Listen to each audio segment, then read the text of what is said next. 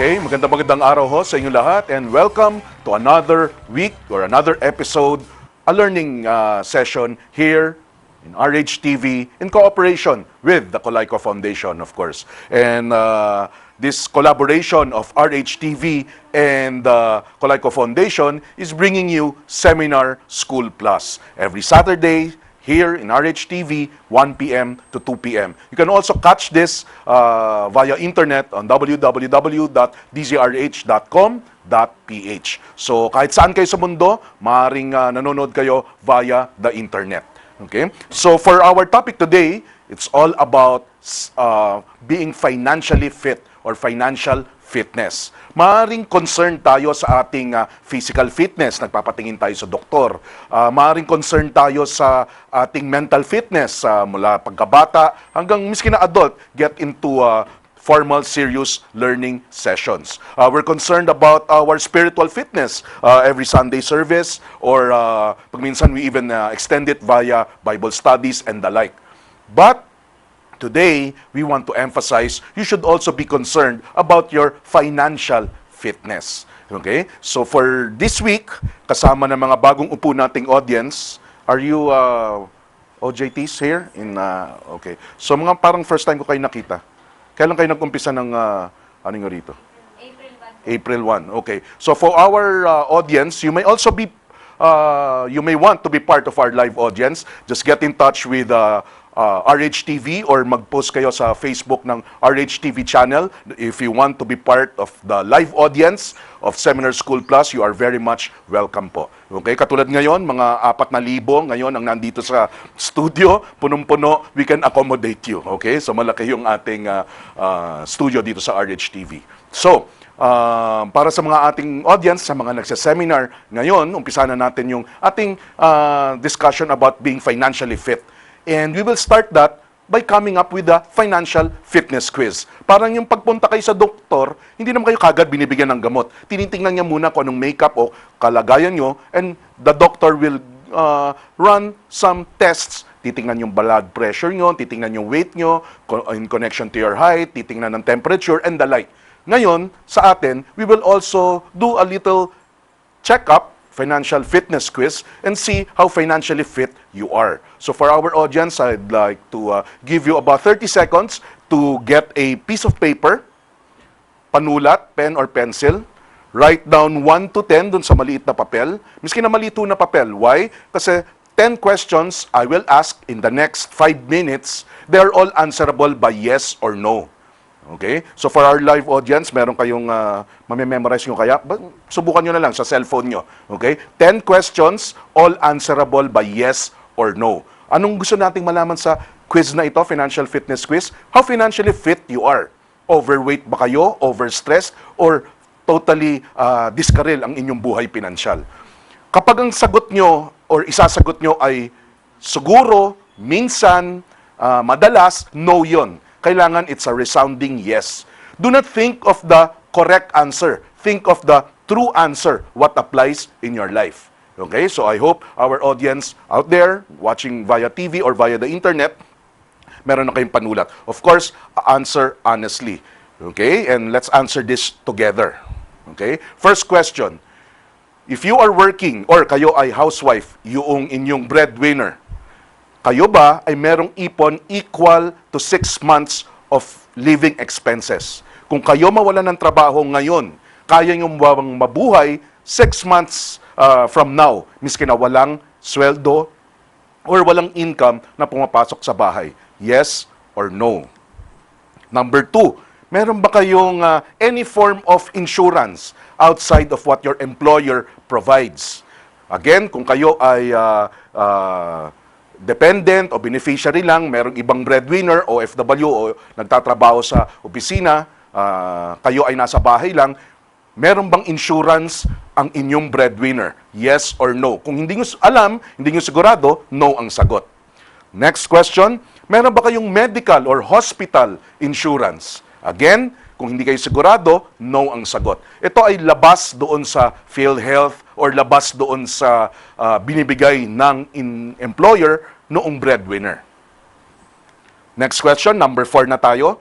Meron ba kayong long-term savings plan? Yung hinuhulugan para sa pangmatagalan, trust fund, education fund, lalo na retirement fund. Meron ba kayong pinaglalaanan na ganon, pang long-term? Yes or no? Number 5, ito, kailangan ng lubos na katapatan. At kailangan what really applies in your life. Are you saving and investing money regularly habang dumarating yung pera, kunwari every month na sumusweldo, or miskin na estudyante, nabibigyan pa lang ng allowance, kayo ba nagsasave automatic? But saving is not enough. Kailangan ini-invest nyo.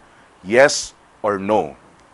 Number 6, pag kayo tinanong, whether you're a student, a housewife, or the actual breadwinner, or lalo na kung kayo ay entrepreneur o negosyante, pag kayo tinanong, magkano kayo ngayon? Or at least, bago nag-umpisa itong taon na to, ginagawa nyo ba ang inyong statement of assets and liabilities?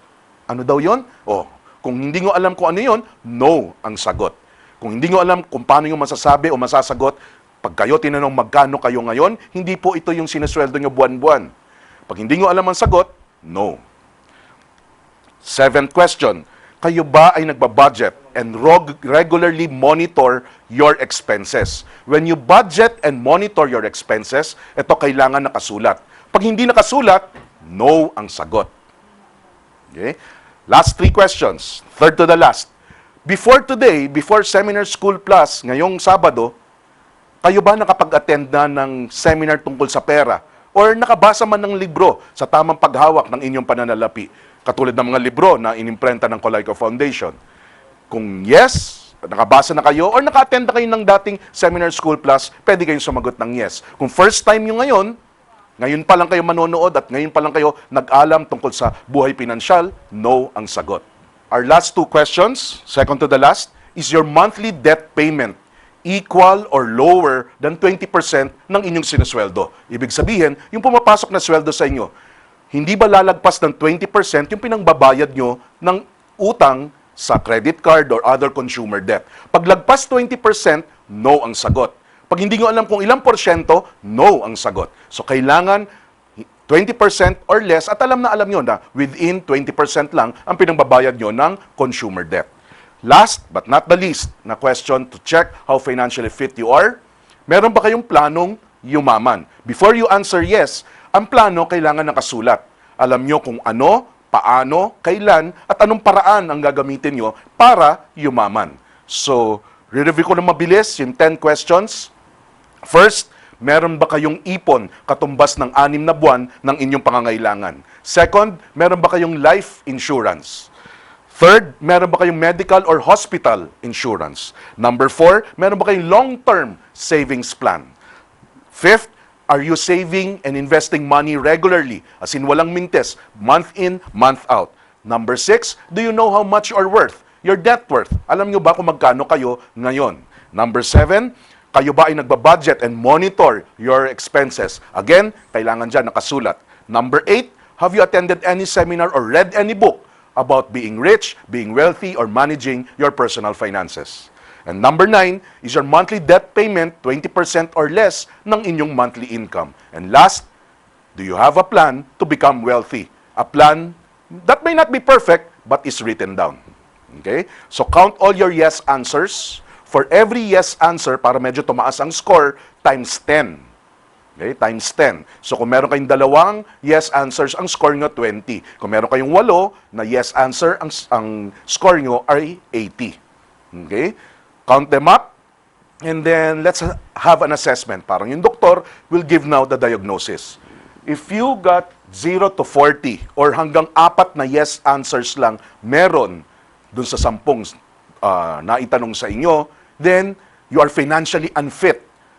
Parang kung kailangan kayong dalhin sa ospital, ICU kayo kagad. Why? Mawalan lang ng trabaho o madiskaril ng konti ang inyong buhay pinansyal. Merong magkasakit, apektado na ang inyong personal financial life. Malamang yung nag-aaral, hindi na makapag-aral. So, yung mga naka 0 to 40 points, napakadelikado. Yung mga naka 5 hanggang 7 or 50 to 70, 5 hanggang 7 yes answers, you're on the right track. You're on the right track. Sana tuloy-tuloy yung pag-aaral nyo tungkol sa tamang paghawak ng pera, dahil sayang naman yung mga ginagawa nyo ng tama. Whether you're a student, a housewife or actually the actual breadwinner, pag 50 to 70 kayo, sayang naman kung madiskaril pa. So you're on the right track. Follow Seminar School Plus here in RHTV. Yung mga 80 to 100, congratulations. Dahil konting-konti nila, mako-consider na kayong stable, financially stable, or even wealthy. But financial literacy should not end. Dahil, in fact, there are more riches to rags stories than rags to riches. Mas marami lang na nabibida sa media yung mga rags to riches. Pero yung mga nanalo ng loto na ngayon mas mahirap pa compared do sa nung before sila nanalo, mas marami hong nangyayaring ganyan. Kaya kung kayo naka 80 to 100, mas lalo kayong sumabaybay sa Seminar School Plus here on RHTV. Okay? So, what are you to do? Now that you know how financially fit you are, I am in the ICU, or I'm on the right track, or I'm in the 80 to 100. What should I do to keep track, to improve or better my financial situation? Relating to the financial fitness quiz, what should you do? Number 1, build cash reserves. Number 2, get protection.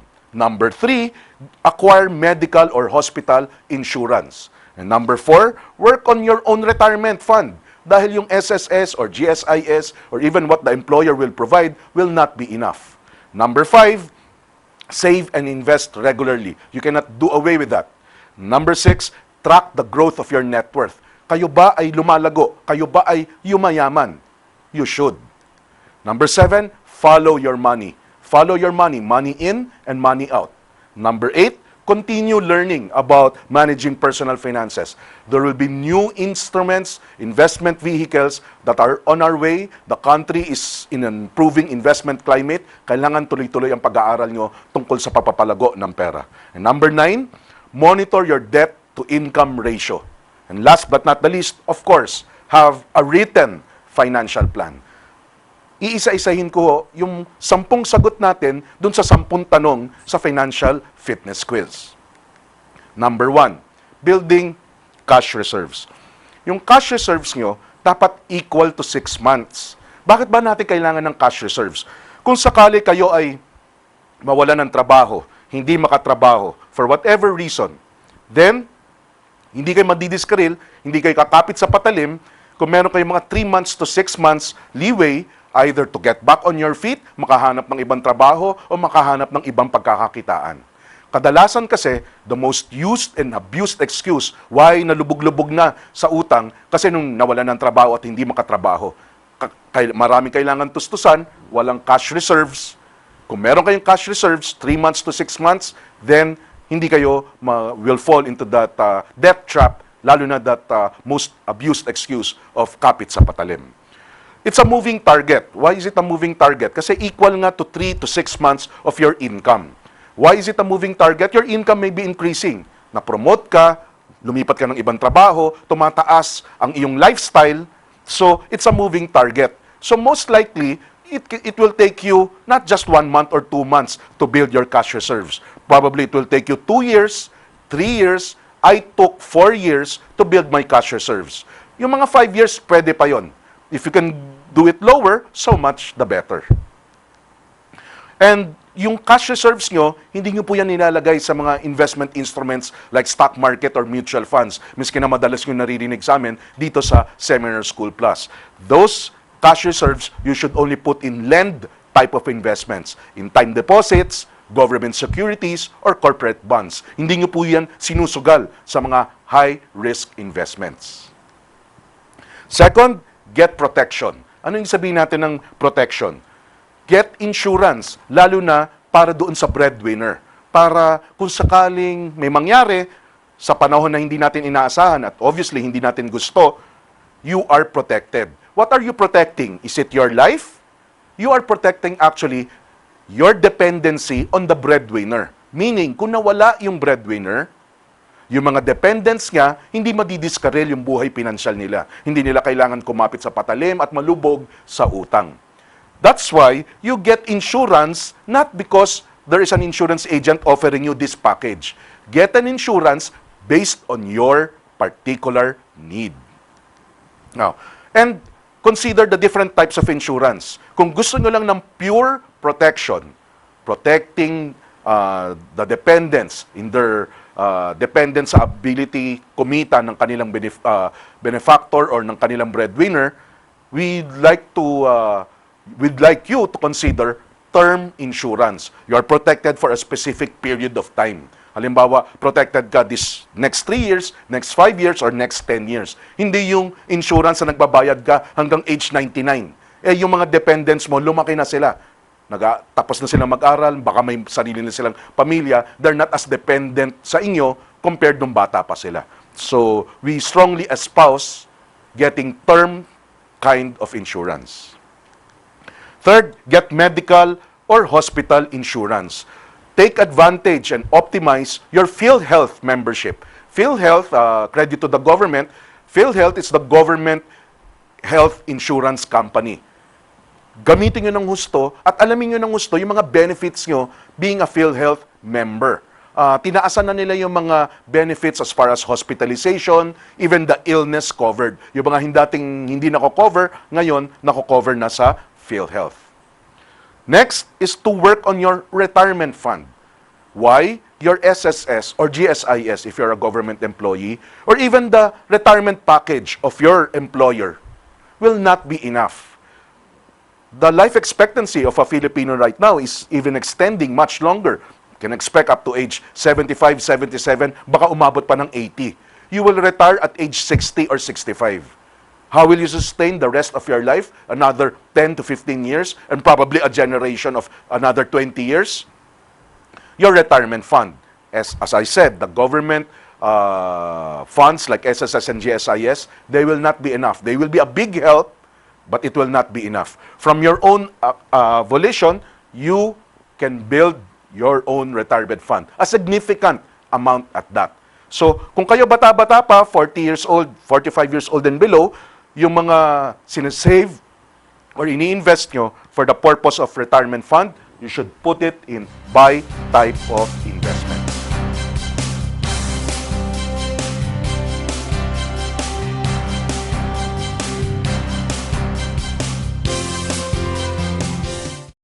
Hi, I'm Pastor Edwin Tugano ng Alabang New Life Christian Center.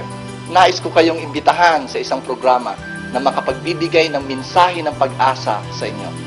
Alam niyo, sa buhay, marami tayong kinakaharap, maraming pagsubok, ngunit ang salita ng Diyos, the Word of God, will bring you life and breakthrough and miracle.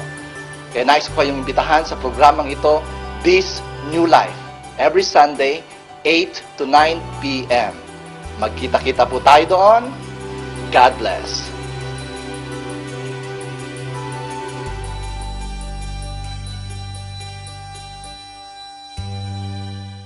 Mga bagong tututukan, mga bagong kagigiliwan, mga bagong dahilan para walang iwanan sa RH-TV.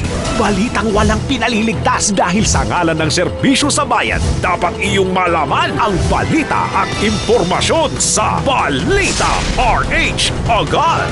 Pagbabalik tambalan na subok na ng panahon, Mayor Lakay, Deo Macalma at Pangga Ruth Abaw sa Mad Manila Afternoon Delight.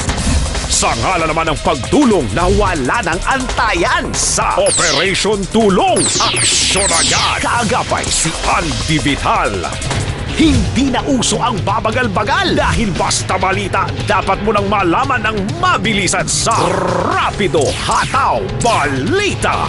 Siyensya at teknolohiya naman ang usapan sa Radyo Henyo. Ngayon, aabutin ka ng umaga dahil sa mga nakakakiliting usapan at may kasamang tugtugan sa Short Time with Andy Verde at Kisses Javier Hamson. Number 1 at tambalan sa FM radio ng bayan. May TV program na Tambalan sa RH-TV. Kasama sina Nicole Yala at Chris Chuper. Kasama ang mga bisitang hindi mo akalaing bibigay sa kakulitan ng Tambalan. Tambalan sa RH-TV.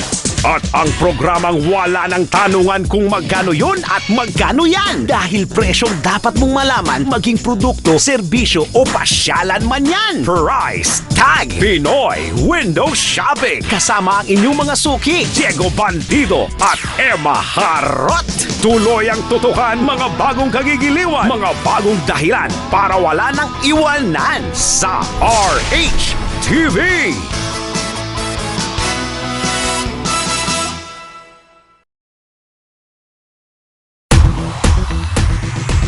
Come baby, dance with me, you gotta leave it all on the dance floor. Leave it on the dance Yeah, floor. baby, follow me, you gotta bring it all, burn the floor. Just burn the floor. Come baby, dance with me, you gotta leave it all on the dance floor. Leave it on the dance Yeah, floor. baby, follow me, you gotta bring it all, show me more. Go Star City City, let's have some fun. Go Star City City, anytime, anyone. Go Star City City's for everyone. Go Star City City, now.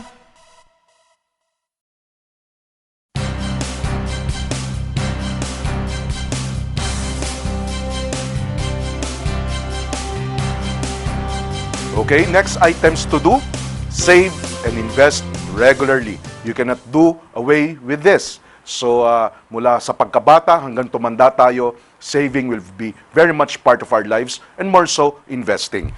So, just follow the savings equation that we have been espousing.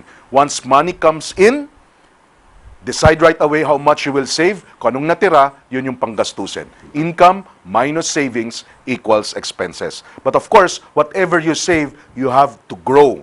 Grow that savings in at least beating, with a target of at least beating the inflation rate. Inflation right now is around 3%. So kung ano man yung iniipon nyo, sana mapalago nyo beyond 3%. 5%, 8%. If bata-bata kayo, you can look at mutual funds or stock market that can probably, no guarantees, probably grow at 10, 15, or even 20%. Okay? Next is track the growth of your net worth. What do I mean? You got to start doing your statement of assets and liabilities. Okay? So bago kayo masindak, ano yun? Statement of assets and liabilities. It's a simple listahan of your assets, what you own, ang inyong mga pagmamay-ari. Kayo ang may-ari. Mga bagay na may halaga, pwede nyong ibenta sa ibang tao. Liabilities, listahan ng inyong pinagkakautangan.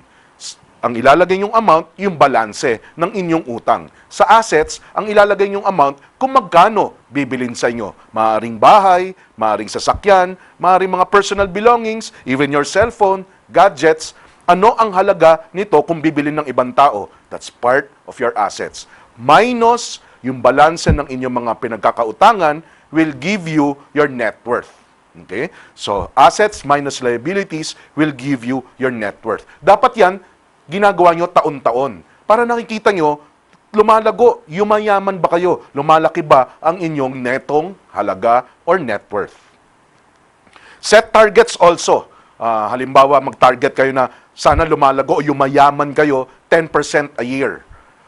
Pwedeng lumago ang inyong net worth sa dalawang paraan.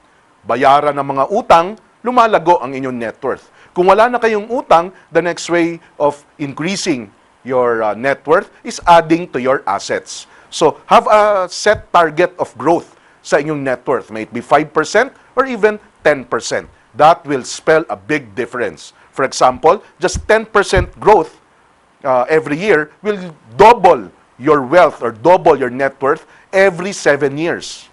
So, every 7 years, dumodoble kung ano man ang ari-arian o netong halaga meron kayo. Now, ang pinaka-paborito kong tip na binibigay sa mga gustong yumaman o gustong i-manage ang kanilang personal finances is to follow your money. It is useless to follow the stock market, your investments in mutual funds or corporate bonds, lalo na government securities, if your own money, you cannot follow. Anong sabihin ng follow your money? Lahat ng perang pumasok, kung saan siya nanggaling, ilista nyo, alamin nyo. Lalo na kung saan mapupunta or yung labas ng inyong pera. Saan ba siya napunta? Saan siya ginastos? Don't just have an estimate na ito yung malamang ginastos ko para sa bahay, kuryente, tubig, renta sa bahay, grocery. Don't just have an estimate. Have actual list of your expenditures. Once you have that actual list, label your expenses. There are three types of expenses. There is the must-have, yung kailangan mong gastusan. Maaring kuryente, maaring tuition fee, must-have. Next category of expenses is the like-to-have. Yung mga gusto mong gastusan. Yung like-to-have, yung better-to-have, para siyang must-have pero ginandahan nyo. Halimbawa, dati nagko-commute lang kayo for transportation, must-have. In-improve nyo to better-to-have. Madalas nagtataxi na kayo. Transportation pa rin, pero i-label nyo na transportation, better-to-have. Dahil dati, hindi na kayo nag-jeep, hindi na kayo pedicab, nagtataxi na kayo. Or, dati nagko-commute kayo, ngayon bumili kayo ng motor, bumili ng sasakyan, your own private vehicle, better to have. It is still under transportation, but a different category already from a must-have to a better to have. Last but not the least, at pinakapaborito nating gastusan, malamang inuuna nating gastusan, yung like to have expenses. Ano yung mga like to have expenses? Yan yung mga gastusin kapag hindi mo ginastusan, hindi ka naman mamamatay, hindi ka mamimiligro, and yet we are spending on it. Spend on like to have expenses. In 30 days, in 1 month, extend it to another 1 month, check out your list of expenses. Tingnan nyo ano ang mas maraming pinaggastusan nyo. Must have, better to have, or like to have. Makikita nyo malaki ang problema nyo kapag inuuna nyo yung mga like to have expenses than the must have. Baka nga inutang nyo pa yung must have. Inuna nyo yung like to have. Bagong iPhone, bagong Samsung S4, like to have, inuna nyo. Yung mga must have, pangbayad ng kuryente, inutang ninyo. So obviously, kayo na madaling yung madidiscern, mali yung pag-prioritize ng gastusin. Walang maling gastusin, even the like to have. Ang nagkakamali lang sa pag-prioritize ng expenses. Second tip to address and be financially fit is continue your journey into financial literacy. Huwag ho kayong magbintes ng Seminar School Plus or yung mga libro na nakikita nyo, mamaya magko-commercial din ako ng mga libro namin sa Colayco Foundation. Attend live seminars. When you browse the internet, don't just go to Facebook. Search, see what are the other instruments. You can even Google and find out, ako, estudyante pa lang, ako, pa-retire na, ano ang mga bagay sa aking instruments. Try to be, be a voracious reader and a lifelong learner. Lalo na in terms sa financial literacy. Dahil maraming pabago-bago sa buhay natin ngayon. Nagbabago, hindi dahil para guluhin tayo, sana para ma-improve tayo. Okay? Then, monitor your debt to income ratio. Kanina merong question. Yung utang nyo ba ay 20% or less sa inyong sinasahod? Yon ay para sa consumer debts. Ano yung consumer debt? Yan yung mga utang na kadalasan ginagamit nyo yung credit card ninyo. For credit card debt, dapat hanggang 20% lang ng inyong sinusweldo ang pinambabayad nyo sa credit card debt. Malalaman yung sobra na ang bayad nyo sa credit card kapag lagpas na ng 20% ng inyong sinasahod. Pero suma total, pwede kayong hanggang 50% ng inyong sweldo pambayad ng utang. If you factor in housing loan, car loan, and other lifestyle loans na kinukuha nyo, yung mga life goal loans na kinuha, pambahay, pang sasakyan, pag minsan even education. So, a good debt-income ratio, hindi dapat lalagpas suma total ng pambayad nyo sa utang, 50% ng inyong sinasweldo. Paglagpas na ron, delikado na. Huwag na kayong mangutang or don't even acquire things that mapapaulubog kayo sa utang. Excuse me. Last but not the least, have a financial plan. What do we mean by having a financial plan? Simple lang. Know what you want. Know also and define why you want that thing that you want. Okay? Alamin kung kailan nyo makukuha o kailan nyo gustong makuha ang isang bagay. Magkano yung gusto nyong makuha and sa anong paraan nyo makukuha of the thing that you have set out for. So, again, though we have said that we can all be wealthy, yung nagpaplano at sinusulat ang kanyang plano, monitor and probably adjust it, yun yung makakalamang. Huwag niyong katamaran yung pagpaplano. If you fail to plan, you plan to fail. Isang common cliche yan about planning. Lalo na sa financial plan. Why? Because money or financial resources are finite. It's infinite. You are to set aside, you are to spend, you are to invest a finite amount. So, kailangan guided kayo. Your financial plan is all but a guide. Okay? So, in closing, or maybe I should run through again the 10 things that you should be doing to be financially fit ng mabilisan. And those are, number 1, build cash reserves equal to 6 months. Get protection or insurance. Consider getting term insurance. Insurance na bagay sa inyo, hindi yung dahil inalok lang sa inyo. Number 3, acquire medical or hospital insurance. Mura lang po yan. You go ask HMOs or even the insurance company. Sometimes they have hospital income insurance na pwedeng ialok sa inyo. Number 4, work on your own retirement fund because SSS, GSIS, or even the employer's retirement package will not be enough.